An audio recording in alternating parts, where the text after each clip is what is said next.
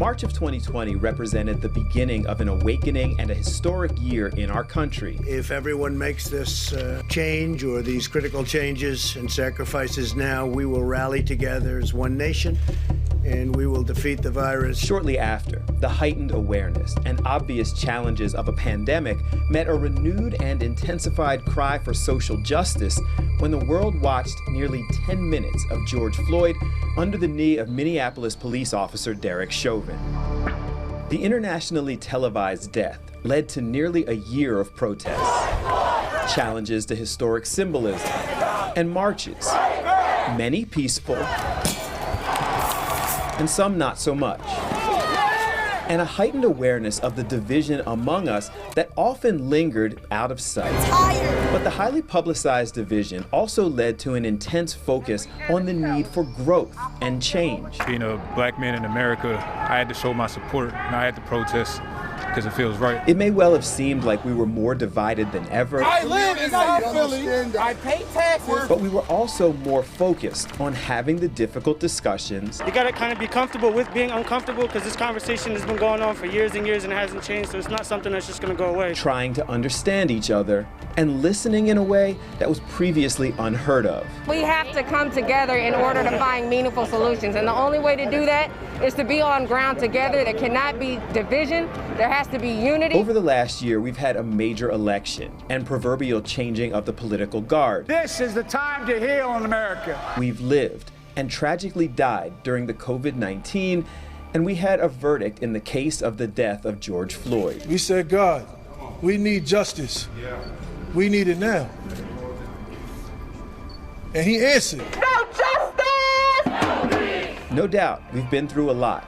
But what, if anything, has really changed? You're seeing transformation. When you see 25 or 26 white kids and one black kid shutting down the Vine Street Expressway, that's changed. What can we expect going forward? Now it's time to get back to equity, diversity, inclusion, all of that stuff. And how different are we as we acknowledge yesterday, continue to learn and grow today, and look forward to tomorrow?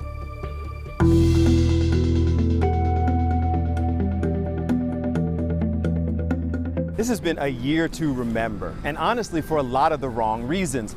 Political division, a pandemic, protests, and calls for social justice. I'm Bill Anderson, and May 25th marks the one-year anniversary of the killing of George Floyd and a tipping point. But after that year of cries for social justice, how much has really changed yesterday, today, and tomorrow? I mean, this is a moment that I really believe if we're going to do it, we need to do it. We need to get it done now.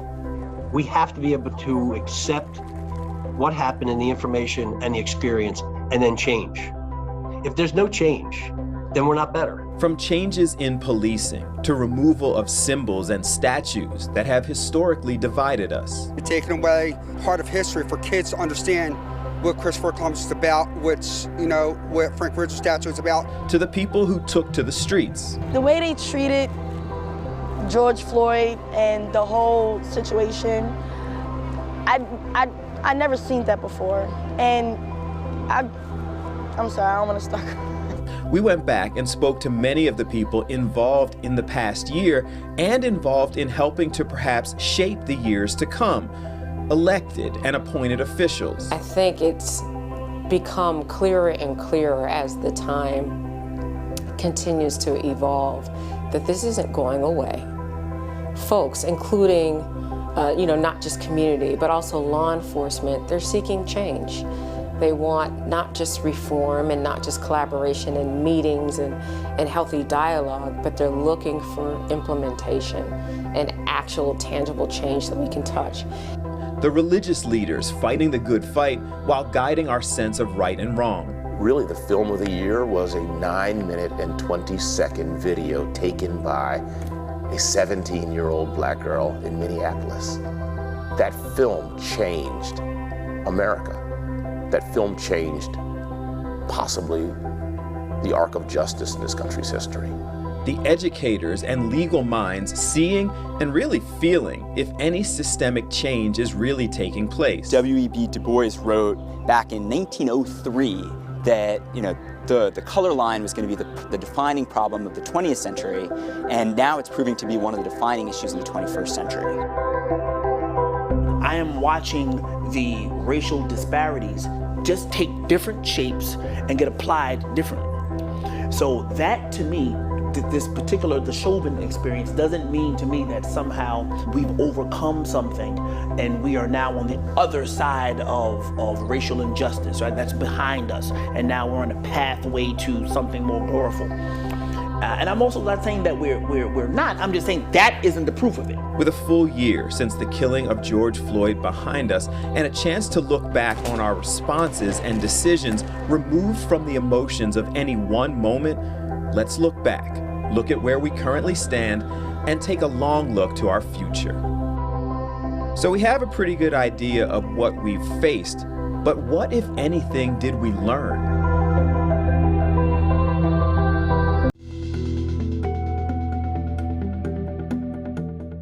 It's impossible to not have seen and really feel all of the things that happened over the last year. Politics, COVID-19, and yes, George Floyd. So after a year, we know we marched, we know we voted, we know we protest, but did we learn? This has been a clarifying year of what the issues really are. You know, it's deeper than just police reform. It's about America's disposition towards Black people. It's about equity. It's about inclusion. It's about systemic failure. And I don't want to put them in the same category because they're not in the same category. The tragedy, the murder of George Floyd, and Trump being president, and all of the white angst that was out there, in addition to the civil unrest, I thought the democracy was really in the balance. I really felt that our government, our democracy, our kind of philosophy of life was really in the balance for lots of different reasons. In the moment, or really a year of moments, tensions were high.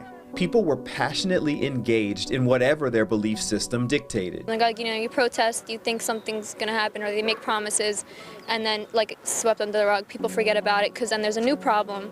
So people start focusing on that, and then that gets swept under because there's a new problem, and that's just, it's a cycle. So we think that things are getting resolved, really there's just more problems adding up.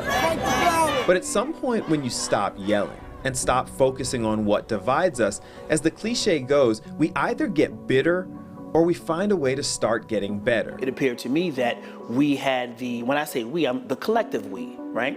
Meaning everybody who was fed up. And that's white, black, brown, and every other color on the spectrum. The folks who were completely fed up and took to the streets and had some, you know, and sometimes uncivil disobedience. It got the attention of the world. And once that attention was on us, they didn't let it go easily. In the long run, you can clearly see the groundwork for a more tolerant and a more inclusive America. But I think at the same time, there's nothing automatic about that, and there's nothing linear about it.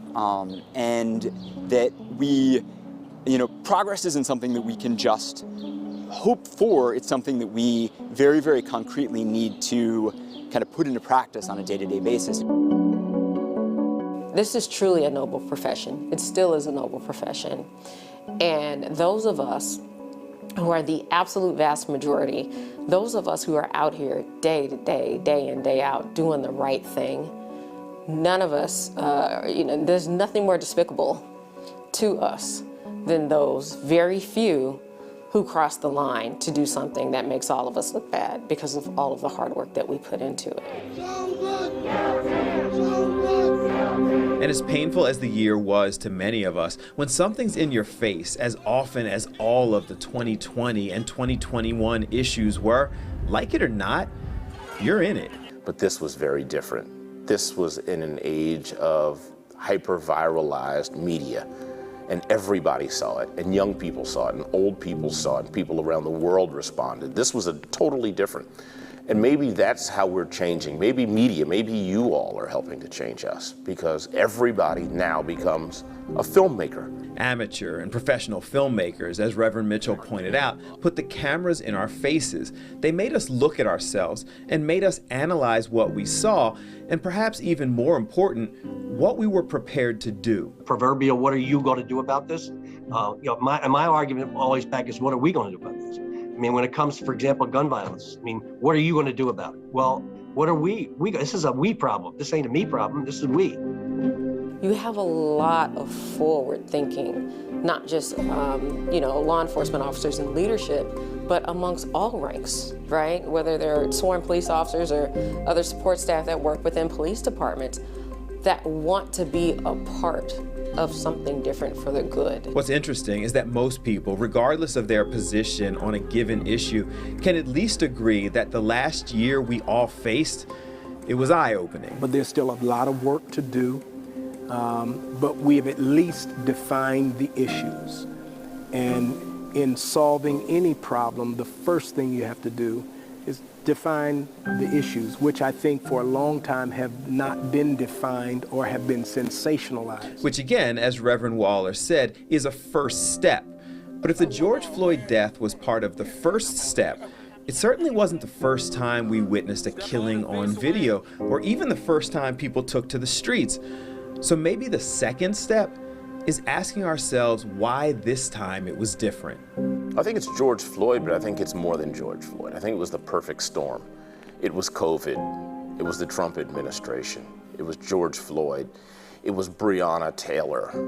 It was the failure of America to take care of her citizens. And all of that came together. And it said to me, it was really the first alarm bell of a reckoning for America. And we're not out of the woods yet. I think far too often we allow the narrative to shift on us too quickly, and the story is over before it really gets started. And that didn't happen this time. And so as the issue was center stage, I thought we, for once, we kept the momentum going. And I think that was the difference in this particular situation. Was it the video? Was it politics? Was it that we were all locked inside during a pandemic? Coming up, what was so different about the George Floyd case that has seemingly led to at least the potential for widespread change?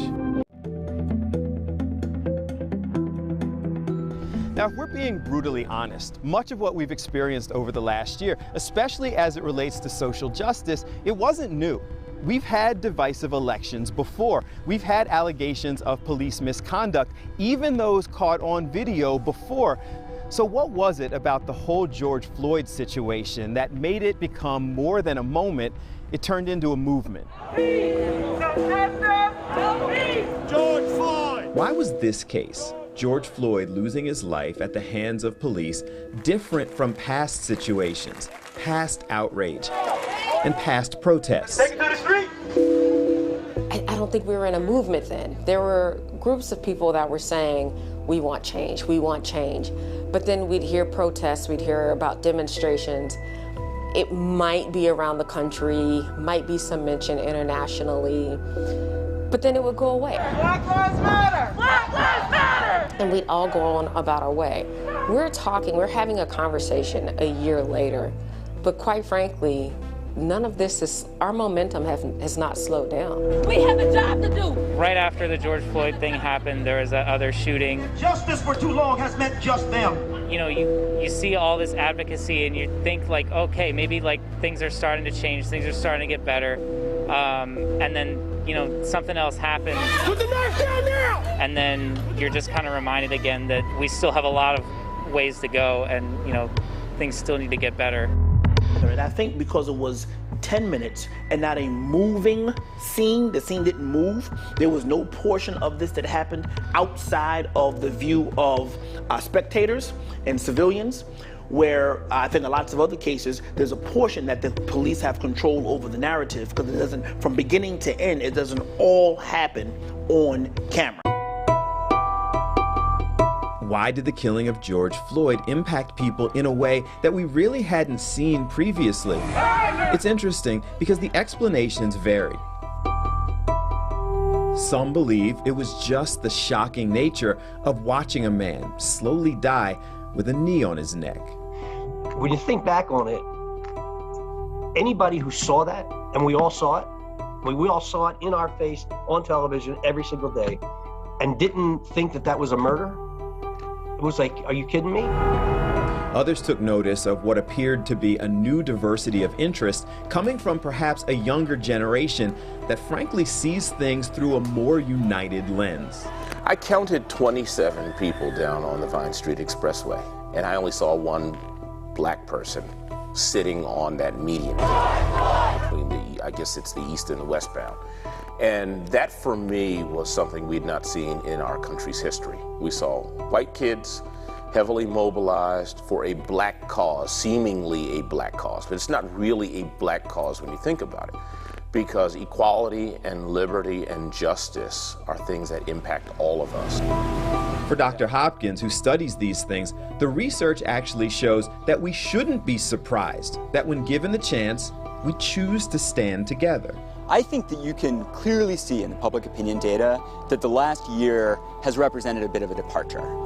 But you can also see that there has been a steady decline in levels of prejudice that white Americans express in surveys that dates back now 3 or 4 years. And he adds that we may need to be more careful who we're actually listening to. One thing that we need to do is to not let ourselves get distracted by a small number of voices on social media that are on the extremes of the debate, right? All too often, we can find somebody on social media that we disagree with, and we can then assume that they sort of stand in for whole groups of people. The more people you speak to, the more different answers you get about why this period in our history was unique and why so many people are paying attention. There's a lot of fears going around now. There's new problems even with the pandemic that separates people as well. Financially too, a lot of people lost their jobs. So I'm very hopeful that it'll get better, but I can't say I know where to start.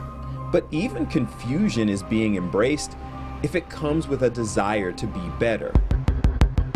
Sometimes you just don't know what to say, and it's okay to acknowledge that reality, you know? Sometimes you need to listen.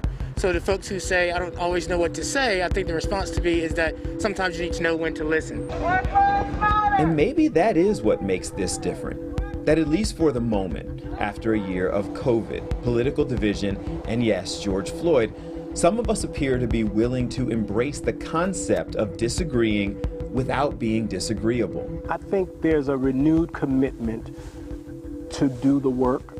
I think all of us recognize that we're in a moment. I really believe this post-pandemic, post-George Floyd experience has put us on the precipice of change.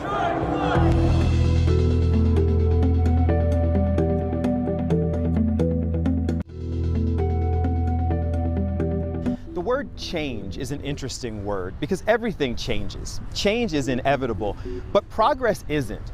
So we decided to pause for a moment and go back to 2 of the locations most involved in the protests surrounding George Floyd, the former site of the Frank Rizzo statue, the former site of the Columbus statue, to talk to you and find out if this was change or actual progress. I'm very hopeful, but I feel like for a while now, I haven't been seeing it get any better. And people just kind of like want to run away from their problems rather than fix them. The fact that that Rizzo statue came down has definitely made an impact. It's showing us that they are actually caring a little bit and they are trying to make moves to actually do something. It's really not unexpected that there's still division over the removal of statues that led to heated standoffs and means such different things to different people. It's hidden now, so no one's gonna be surrounding it, but the second you take the wood down, everything's gonna come back up. I guess at some point you have to look at it like something's better than nothing.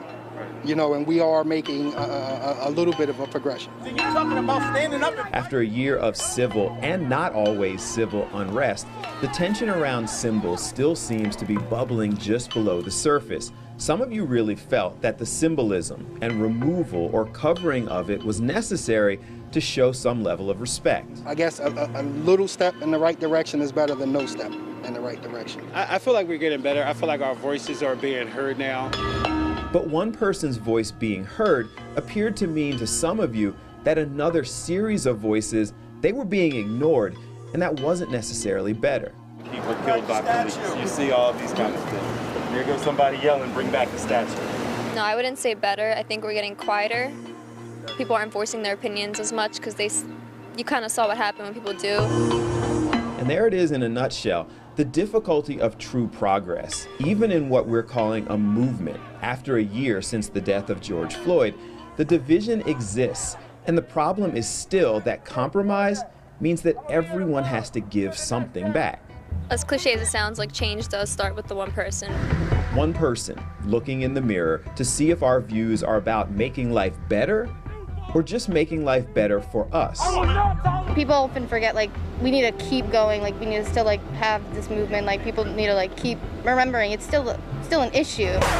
In the midst of all of the tension, there were people and moments that came to symbolize a year of pain and progress. Next, after a chance moment caught on camera, we went back to speak to one of the people, like so many, who more by chance than choice found themselves in the middle of the push for progress.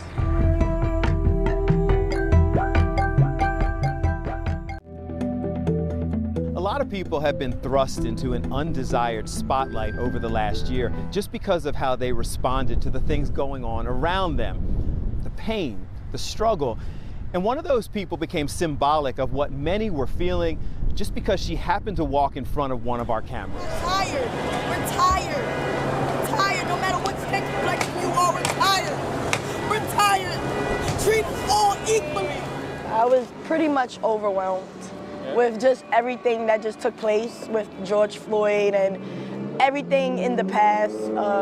It kind of just like, the tears just started flowing because I'm just like, I'm a black young female and it's hard, you know, and that day I just, you know, wanted to express my feelings kind of the whole situation with George Floyd to the cops. Tia Garvin is far from the image that has been presented of the angry mobs who took to the street after the video of George Floyd's death went viral. I work in nursing. I'm a home caretaker, so I take care of the elderly inside their homes. When she spoke up on the day of one of the first major protests, she didn't plan on even being especially involved. That day when I did hear people were protesting, not just for George Floyd, but for every other life that's been taken brutally by cops, you know, I decided like I wanted to participate. So I'm like, I woke up and I'm like, I'm gonna go protest, a peaceful protest. But by now we know that although the day started off as peaceful, she quickly found herself in the middle of more than she expected. She obviously didn't participate in any violence or destruction, but she did find herself surrounded by it in an unfamiliar position of balancing the need to be heard with the risk of being hurt. Tired, no matter what sex complexion you are, we're tired. Because I didn't care about my safety at that time. I wanted to be out there and make my voice heard and let people know, you know, this isn't right. And that's when she found us and made the statement, really to no one in particular, that has been aired multiple times on our station and led to many serious debates across our viewing area. I didn't know, I just knew that it was a camera and I'm just like, well, here's my opportunity for my voice to be heard. So I took it. She has since been applauded for speaking up, criticized for being there, and lumped in with those defined as destructive opportunists. But she maintains that at the core, she's just like so many others, frustrated and trying to figure out the best path to fixing a broken relationship between community and police. I'm not a professional protester, and everything that I did say and I went down there for was really coming from my heart because, you know, like I said, I am a black female and what they did was wrong. That day changed her.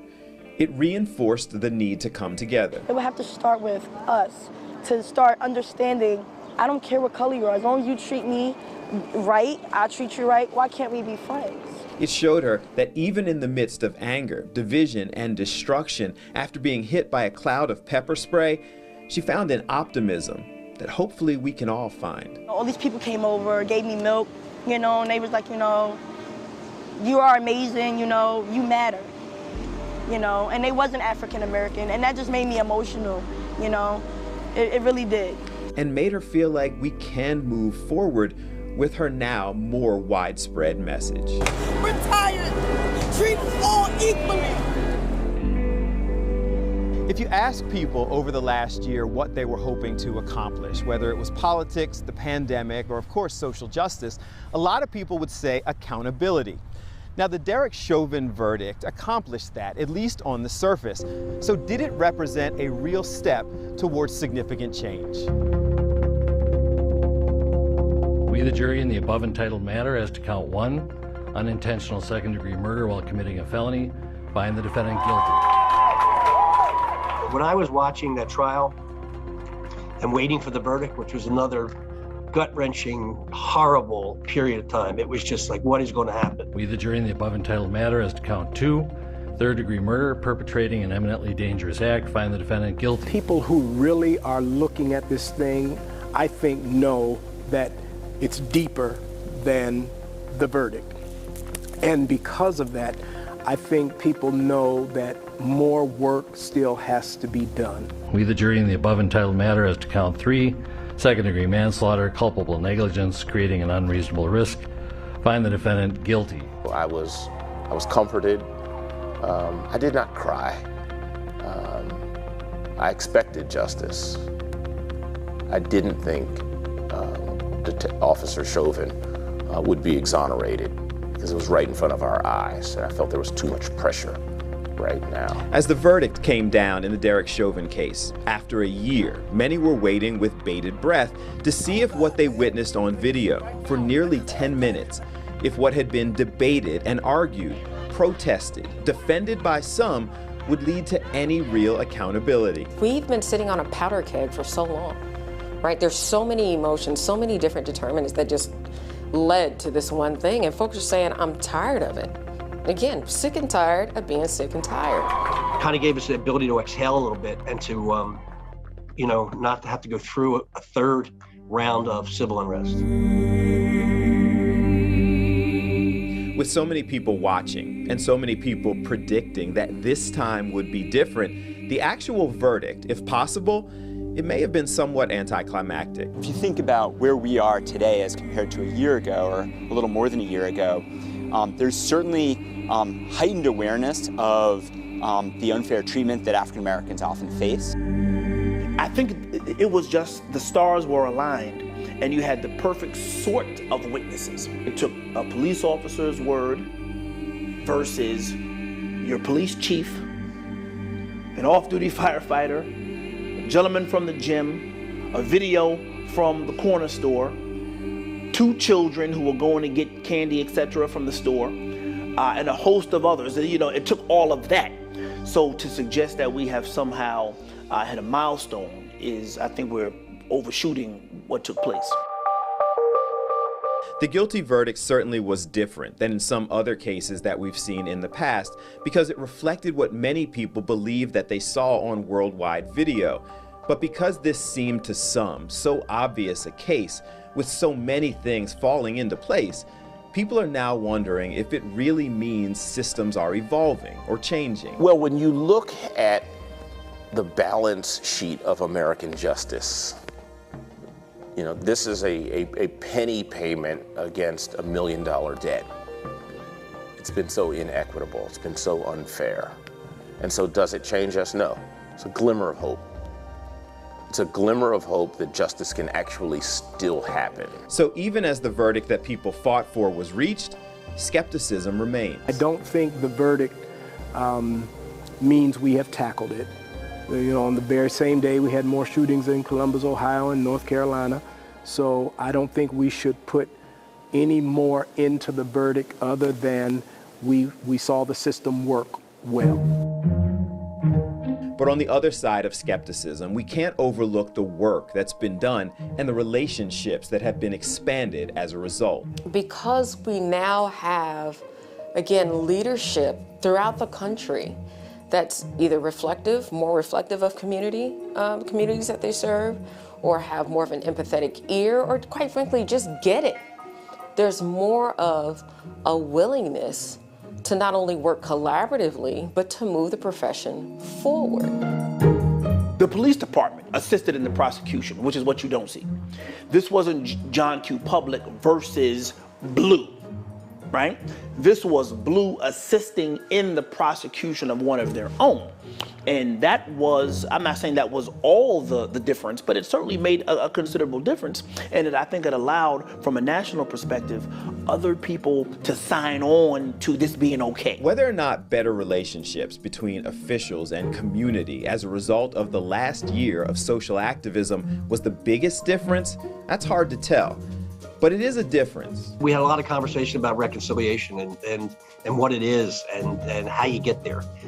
You have to, in order to be reconciled, you have to acknowledge all of the bad. You have to recognize and face what's wrong in order to reconcile that with each other. If I didn't have emotion, around what's going on here, if it didn't strike a nerve or gut punch me in some sense, then that's when I know it's time for me to put this down, right? Because this is what keeps us grounded. We're human beings and we have emotion. And we utilize our experiences to inform our decision making and to be empathetic, right? We're human beings. And the day that we are no longer empathetic in these roles, I think that's when we're in trouble. The initial verdict is in for Derek Chauvin in the killing of George Floyd.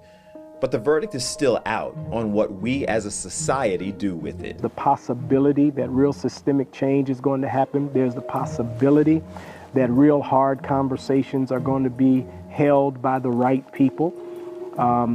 So I think there's this bubble of hope that has a timestamp on it. And if we don't see some positive motion happen now, even my hope could be thwarted.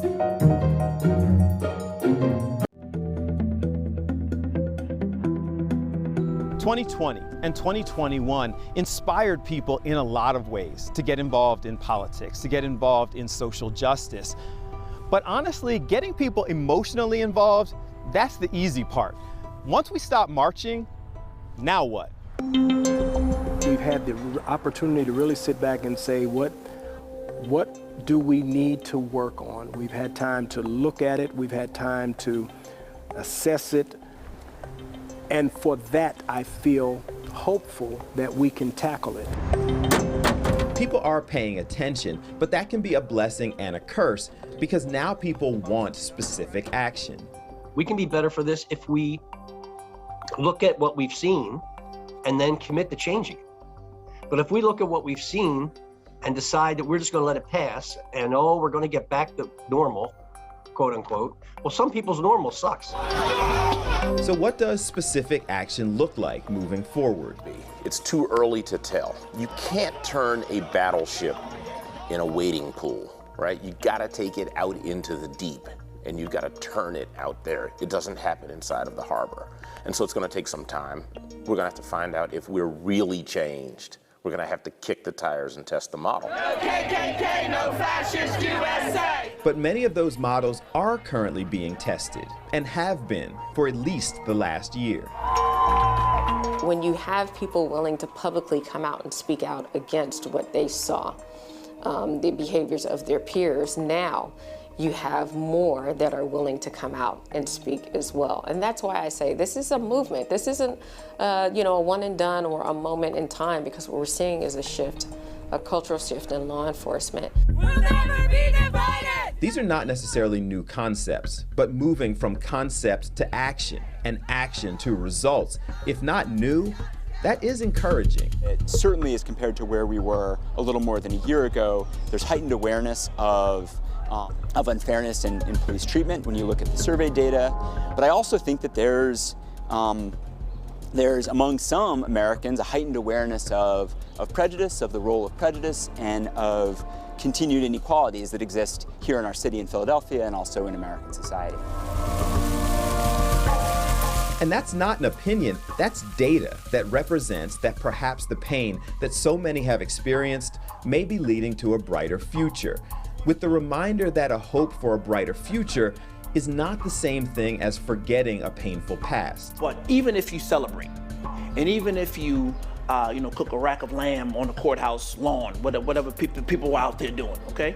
When you wake up the next morning and you collect yourself and you're not so emotional, you should understand that we are not far removed, right? We're not far removed from where we were the day before Mr. Floyd had his neck kneeled on and was killed after 9 minutes and 29 seconds.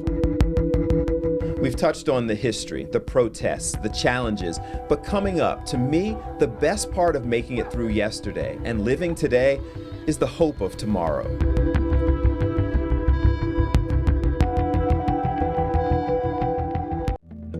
Now, the last 45 minutes or so, like the last year, have been a lot to digest. But if you think about it, none of the marches, none of the protests, none of the difficult conversations really mean that much without the hope for a better tomorrow.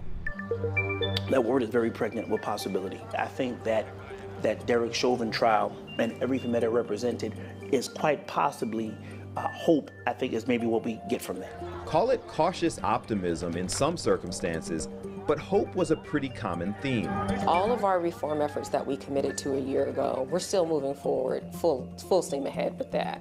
You know, we still have, you know, through the mayor's office, the pathways, the steering committee that was formed after this incident to bring community on board to work towards our reform and our reconciliation efforts, right? None of that work has ever stopped.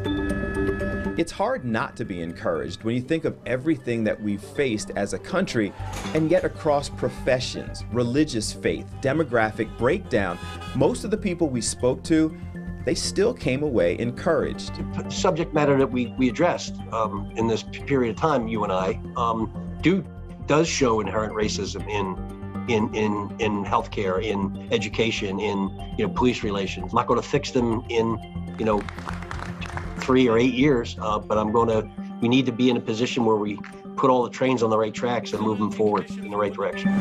A direction that you thought we must move in together. I just think we need to come together as a people, and we need to recognize that everyone is one, and we need to help each other. It's not about color anymore, it's about American. It's about America. Yeah, this past year has been a year of reckoning for a lot of folks, and I'm not excluded from that. Oof. So I'm very hopeful that it'll get better, but I can't say I know where to start. In fact, any changes that we've seen as a country 1 year after the killing of George Floyd and everything that came after are because people refuse to lose hope. This is the opportunity. So as we're coming back to church and going back to work, now it's time to get back to equity, diversity, inclusion. It's a glimmer of hope that justice can actually still happen. It doesn't say justice will happen.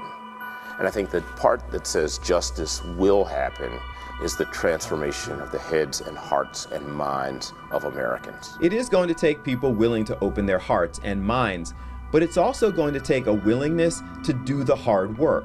To be progress to me, when the cameras aren't on, when the lights aren't on, I need you to police your officers the exact same way. I need your police chief to be as outspoken.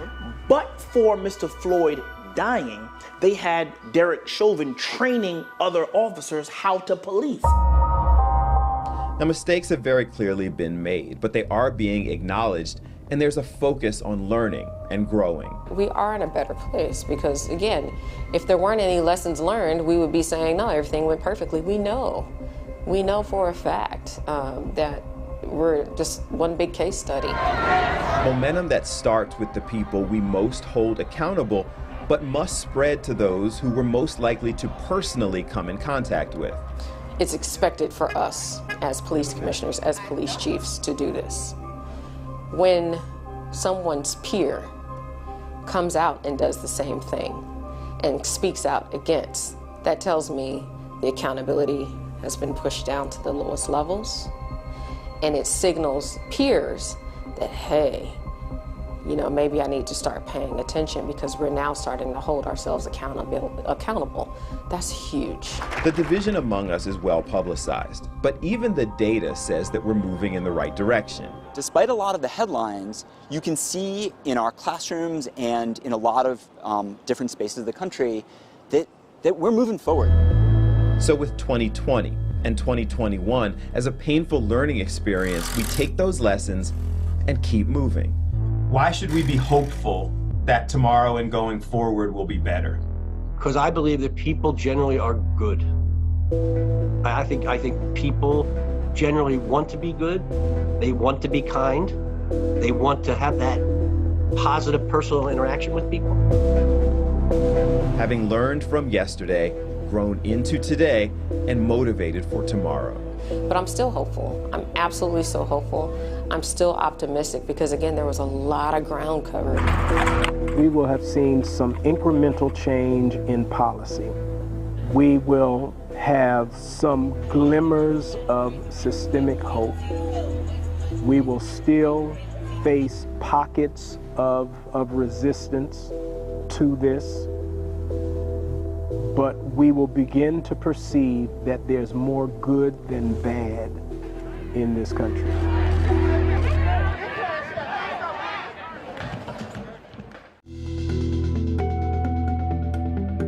May 25th, the one-year anniversary of the killing of George Floyd, and it's hard to deny that the world has in fact gotten better.